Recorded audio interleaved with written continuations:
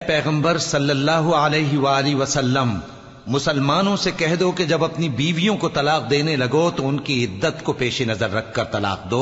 اور عدت کا شمار رکھو، اور اللہ سے جو تمہارا پروردگار ہے ڈرو،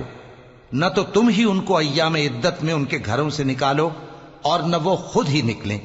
ہاں اگر وہ کھلی بے حیائی کریں تو اور بات ہے، اور یہ اللہ کی حدیں ہیں، اور جو اللہ کی حدوں سے تجاوز کرے گا وہ اپنے آپ پر ظلم کرے گا۔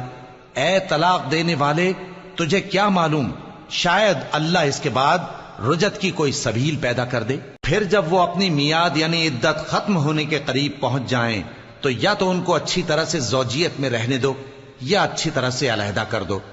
اور اپنے میں سے 2 منصف مردوں کو گواہ کر لو،